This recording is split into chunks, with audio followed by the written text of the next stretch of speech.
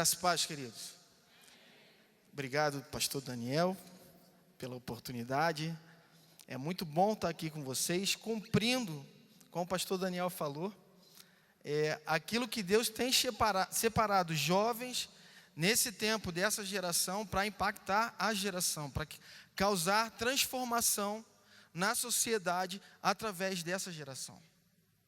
Tudo isso que nós temos ouvido, desde o pastor Davi, desde o pastor Jeter, tudo isso que nós temos aprendido e entendido, a questão de alinhamento vocacional, a intensidade da igreja, onde que nós devemos estar atuando. Deus tem falado muito ao meu coração nesse tempo, sobre como que nós podemos fazer realmente a diferença onde nós estamos.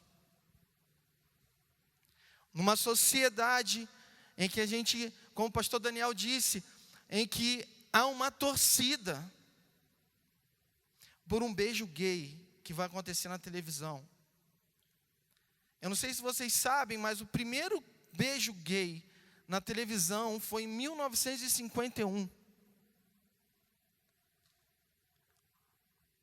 A nossa vida, ela é regida através de parâmetros. Quando você olha a sociedade, ela caminha por parâmetros. Ou seja, se um beijo na televisão, se um beijo chocava a sociedade, porque no tempo dos meus avós, o namoro era, a minha avó namorava na janela e o cara lá embaixo. Eles não se beijavam na rua. A partir do momento que vem um beijo gay na televisão, e isso está acessível a toda a sociedade, aquele parâmetro que te chocava, ele já não te choca mais. Aquilo que nós tínhamos como parâmetro ou uma medida em que isso aqui te choca, quando começa a ser exposto à sociedade, aquilo não passa a não te chocar mais, e aí a tua medida anda. O diabo vem trabalhado não só para a desconstrução da sociedade, mas através da desconstrução da família, acabar com aquilo que ele tem separado como propósito e um destino e algo poderoso para a sua vida. Quando acontece o primeiro beijo gay na televisão, que o teu parâmetro anda, o primeiro beijo gay, na verdade, veio 9 anos depois, pela mesma atriz que deu o primeiro beijo na televisão.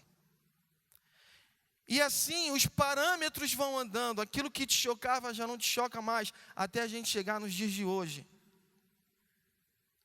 Onde eu tenho um filho de 8 anos, e eu fui buscar ele outro dia na escola.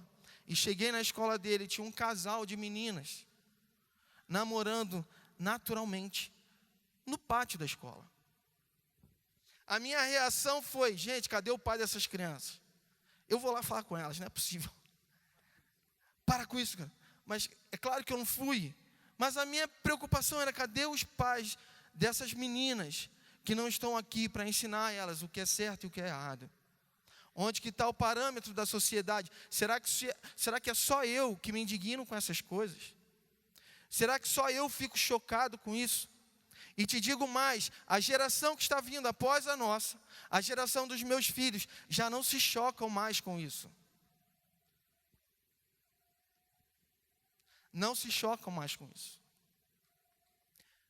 Onde que está a igreja?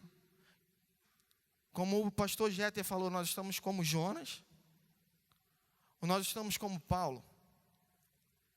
Eu trabalhei durante 10 anos numa grande empresa do Rio de Janeiro.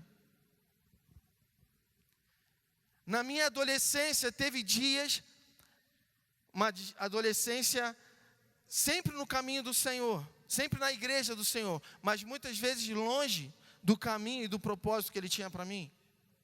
E por quantas vezes, para ser aceito no grupo da escola, eu simplesmente ficava calado e não falava nada do amor de Jesus, não queria ser aquele garoto mais diferente, aquele garoto quadrado, aquele dali é o crente, aquele dali é o que, não pode isso, não pode aquilo outro. E por muitas vezes, eu fiquei calado, escondendo quem eu era, quem era o meu Deus, assim como Jonas fez. Só que quando a gente começa a entender o nosso chamado, o nosso propósito, e como que nós devemos nos posicionar, a gente começa a entender que nós somos o sal para essa terra. E como sal, e eu quero ler com vocês esse texto que está lá em Mateus, no capítulo 5, porque eu acho que só eu aqui sou crente. Estou brincando, gente. Vamos lá, Mateus capítulo 5, versículo 13.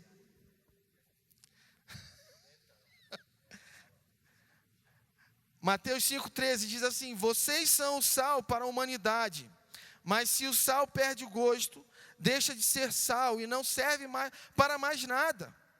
É jogado fora e pisado pelas pessoas que passam. Quando a gente começa a entender isso, que nós somos sal, e você entende o teu chamado, o teu propósito, você entende que você não quer ser pisado por esse mundo.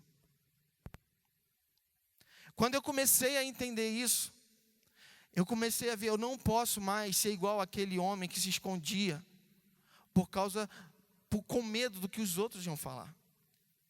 Então, nessa empresa onde eu trabalhava, Deus começou a me incomodar e falar: você é sal nessa terra, você tem que fazer a diferença aonde você está. E aí eu comecei a sentir em meu coração uma vontade de começar um movimento de oração naquele lugar. Eu entendia que a gente precisava orar pelo lugar que eu trabalhava, para que eles prosperassem, para que eu pudesse prosperar, para que vidas fossem salvas, para que houvesse transformação de vidas naquele lugar. E aí eu comecei a procurar as pessoas que eram cristãs naquele lugar. E aí você pergunta: vem cá, conversa com um, conversa com outro, e você descobre. Você também é crente? Você é crente? Você é outro? Você? Você? E a gente começou a achar as pessoas que começaram a entender o propósito, começaram a entender o porquê que estavam ali, e começaram a entender que deveriam ser o sal naquele lugar, e fazer a diferença naquele lugar. Queridos, é impressionante quando a gente se posiciona e a gente começa a buscar e a cumprir aquilo que Deus tem te separado, como que as coisas acontecem, como que o céu rasga, como que o mundo vem ao seu encontro para que haja transformação na vida deles. Compartilhando muito rapidamente com vocês, nós começamos a fazer uma reunião toda quarta-feira na hora do almoço, na praça que tinha em frente ao meu trabalho. Era uma praça bonita. O lugar onde eu trabalhava era lá no Leblon. Quem é que conhece o Leblon? Ou pelo menos já ouviu falar, né? É um dos lugares mais bonitos do Rio de Janeiro. É um dos lugares onde é o lugar mais caro, é o metro quadrado mais caro do Brasil. Pessoas de muito dinheiro andam por ali, moram por ali. Então, nessa praça, existia muita babá passeando com as crianças. Pessoas que trabalhavam perto, passavam por ali. E a gente começou a se reunir. Nosso intuito era orar, ler a palavra de Deus, compartilhar algo e adorar o Senhor.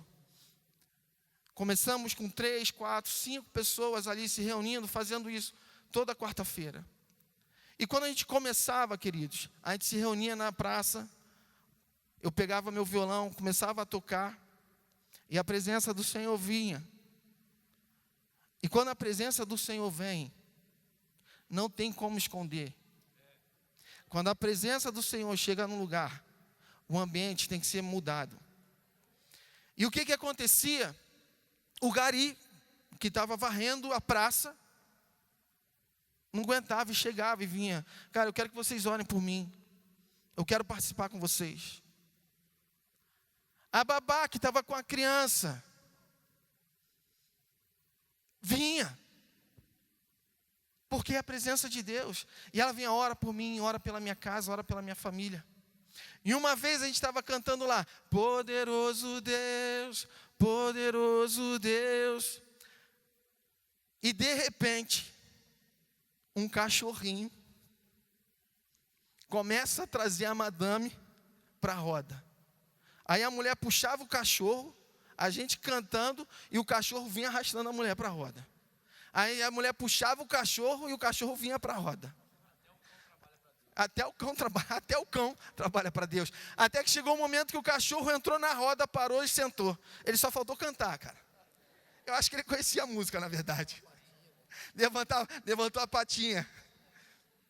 Aí eu falei para a moça, minha senhora, olha só, acha melhor a senhora parar de lutar com o cachorro, porque ele quer ficar. Queridos, no final daquela reunião, aquela mulher estava no meio da roda, orando, entregando a sua vida ao Senhor e pedindo para que orasse por toda a casa dela, com filhos longe de casa, com filhos passando por dificuldade.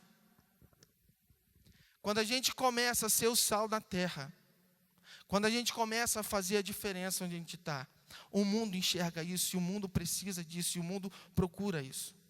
Esse texto que nós acabamos de ler aqui, de Mateus 5, ele não para aí. E ele continua falando, vocês são a luz do mundo. Vocês são a luz do mundo. Você tem que brilhar e resplandecer essa luz. Mas resplandecer essa luz para que o mundo reconheça o Deus que vocês servem, para que o Deus que vocês servem seja glorificado.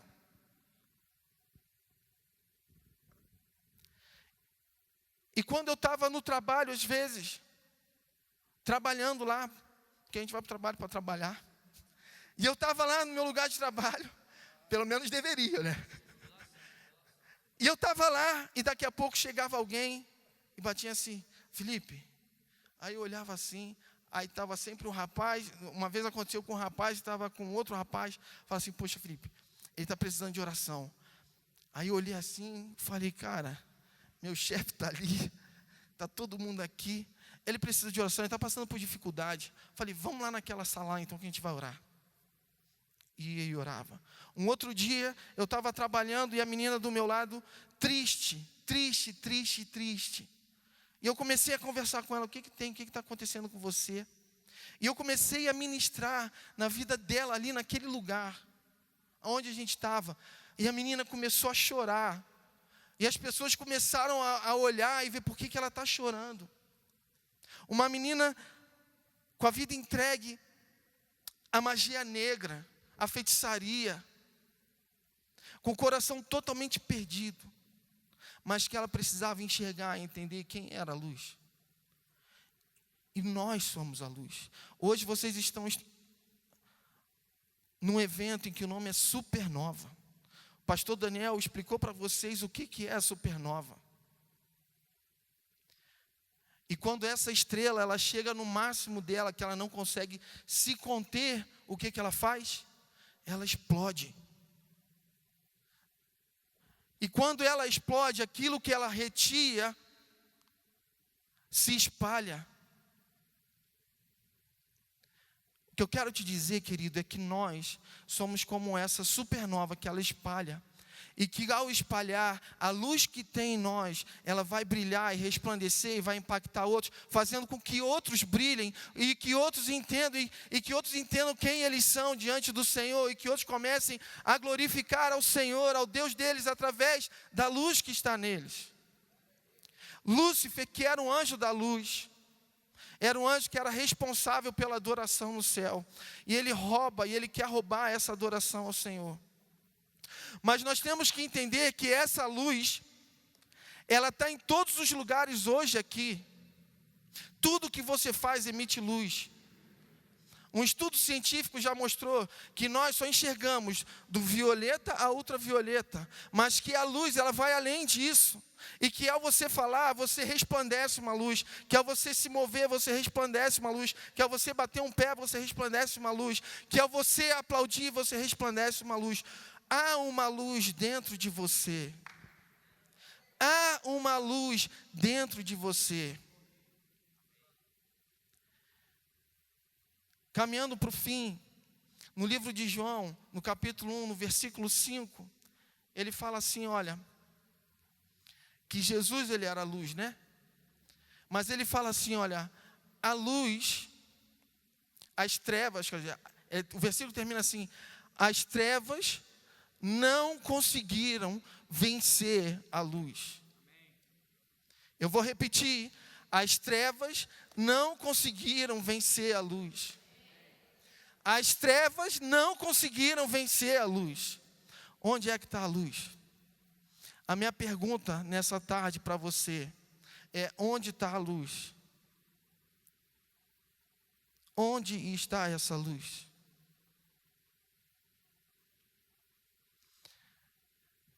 Eu, para ir trabalhar, eu pego um trem. Eu não sei se vocês já ouviram falar como é o trem no Rio de Janeiro. Para mim é o melhor meio de condução, que eu rapidinho chego no lugar. Mas para entrar no trem, eu não faço muito esforço. As pessoas me empurram. Não levanta o pé. Uma dica para você, não levanta o pé, tá? Porque se você levantar, você vai ter que ir, não consegue baixar. Numa das minhas voltas para casa no trem, o trem começa a esvaziar e daqui a pouco eu reparo que tem uma senhora que está chorando muito no trem.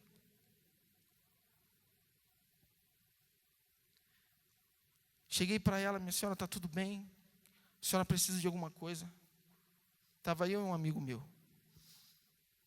Ela, dificuldade, chorando. Falei, minha senhora, eu posso te dar um abraço e orar pela senhora? Queridos, nós não precisamos de muita coisa, porque a luz que tem em nós, ela só precisa brilhar. Ela só precisa resplandecer. Você só precisa deixar essa luz resplandecer. Você só precisa deixar essa luz brilhar. Como diz lá em João, as trevas não conseguiram apagar a luz. E eu profetizo nessa noite que as trevas não vão apagar, não vão prevalecer sobre a luz do Senhor que habita sobre cada um aqui. Amém?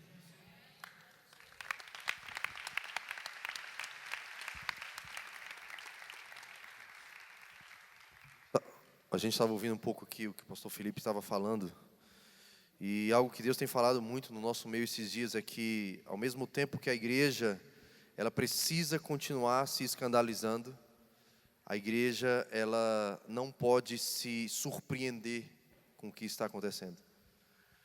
Porque a Bíblia, ela diz qual vai ser o cenário dos últimos dias.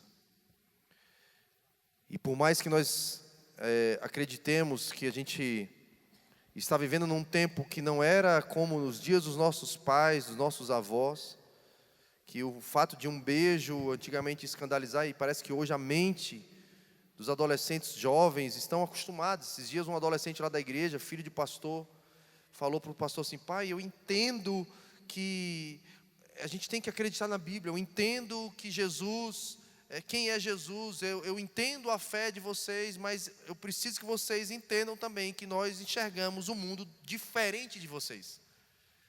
Então há uma mudança de mente de uma geração para outra, que vai cauterizando a mente, ou que vai conformando a mente dessa pessoa, como Paulo diz em Romanos 12, à cultura vigente daquele século.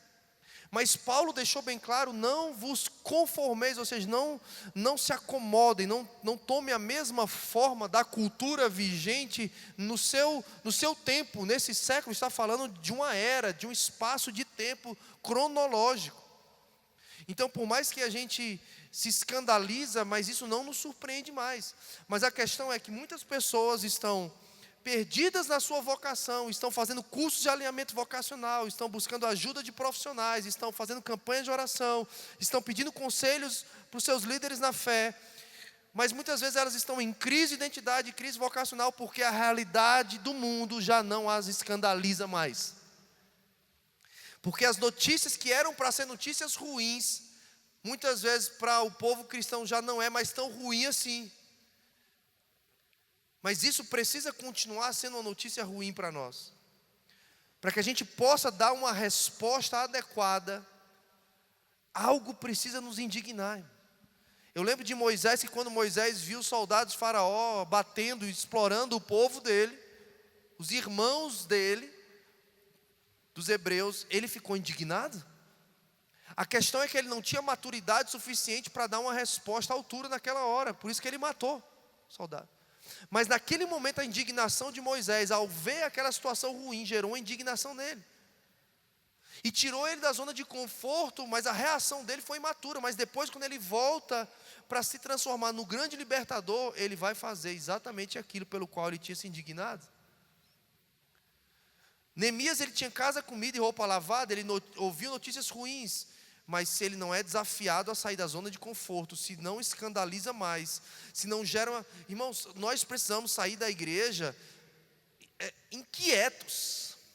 A gente não pode mais ouvir o evangelho e falar, agora... Não, o cenário dos últimos dias é que a pessoa vai se cercar dos seus próprios mestres para ouvir aquilo que ela quer e vai gerar coceira nos ouvidos. Se a gente está saindo das igrejas só com coceira nos ouvidos, tem alguma coisa errada. A gente tem que sair inquieto, a gente tem que ouvir mensagens que gerem indignação na gente. A gente tem que olhar o cenário, a gente tem que olhar para essa situação. Cara, o que eu vou fazer com os meus filhos? Os meus filhos estão lá, nós não conseguimos, irmãos.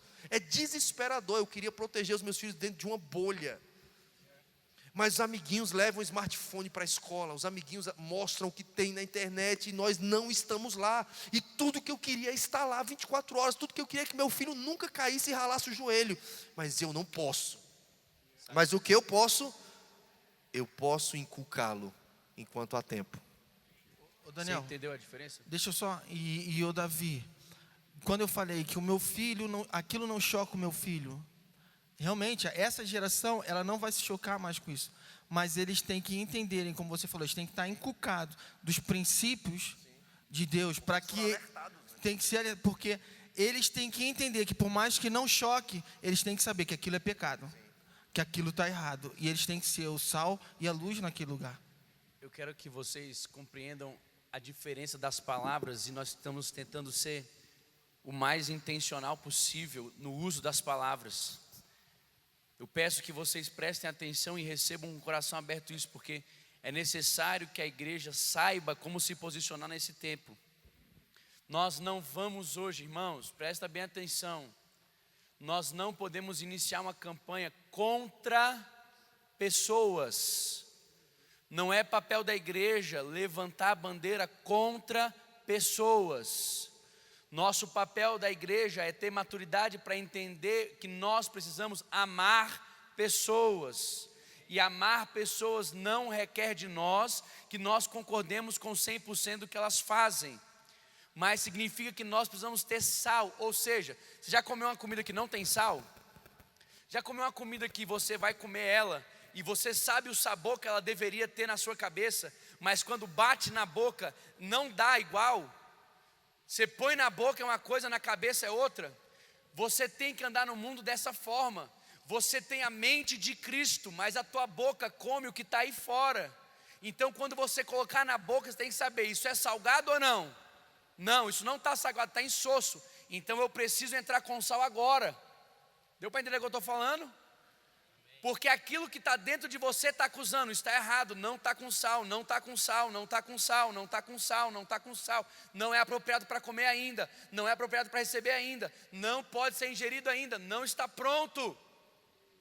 E se você hoje tem a capacidade de lembrar qual é a forma, a mente que o Pai plantou em nós, aquilo que o Espírito Santo tem em nós vamos ser capazes de identificar o que é e o que não é salgado. E o que falta sal, meu amigo, eu quero te dizer uma coisa, Deus te chamou para ser um saleiro ambulante. Vou repetir, Deus te chamou para ser um saleiro ambulante. Deus te chamou para sair por aí socando sal nesse negócio.